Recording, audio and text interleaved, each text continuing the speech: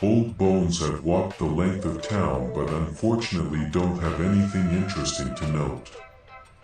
There is a boarded-up movie theater, a closed general store with ancient sales signs still in its windows, and an old post office with its glass doors chained shut. Along the outskirts of Wenton are the skeletal remains of coal tipples and conveyor structures, swallowed by weeds and rust. The forest here has reclaimed everything except the main road, and even that is arguable in some places. The locals are courteous enough after introductions, with most interactions happening the same. I answered questions about myself and the outside world. I mean, it only makes sense. This entire town is tucked away days from anything else. After some time talking, I would always try to move the conversation toward what happened to the town and if they knew anything about the mine. The responses all differed, but the answer stayed the same. The faux warm smiles common with southern hospitality ran cold, replaced by excuses for cutting the conversation short. Feeling defeated for today, I returned back to Dusty S for dinner, a small handful of patrons sitting around in the dim smoke-filled room. The bartender, more talkative after a few hours, let slip that some things are better left buried and proceeded to change the subject. It wasn't tea until later when I met my only promising lead, Mitch. A square-shouldered man in his late 40s. Short, graying hair clings stubbornly to his scalp, and uneven stubble gives him a rough, unpolished appearance. Wearing a faded flannel shirt, sleeves rolled to the elbows, tucked loosely into worn jeans, he sits slumped at the bar. They call it Whisper Watch Mine, he said in a hushed, half-drunk tone, as if worried someone might overhear. No one around here is eager to talk about it. Most miners left in the 60s, shortly after the operation shut down. The few who stayed claimed the mine was always off. Something about the air being stale.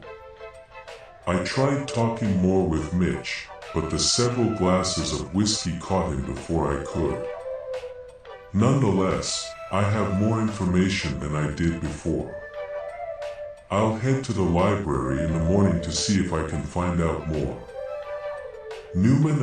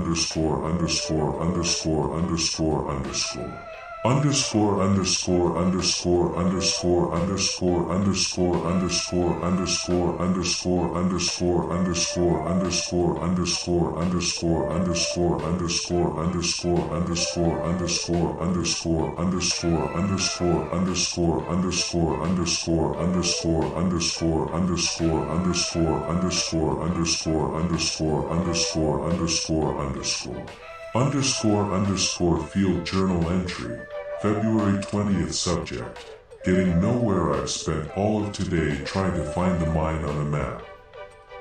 It's not there. I went to the local library, hoping to track something down in the old coal company records, but even those seem thin. I resorted to asking around town again, but no one will give a straight answer. It's as though all memory of the mine has been locked away and stigmatized. The only new information came from an old man at the grocer, barely able to speak above a whisper. At first he gave me the usual story of not knowing, until I mentioned the name Whisperwatch. His eyes widened a bit and began to mutter something about a watch, or maybe it was about being watched. I couldn't make eye.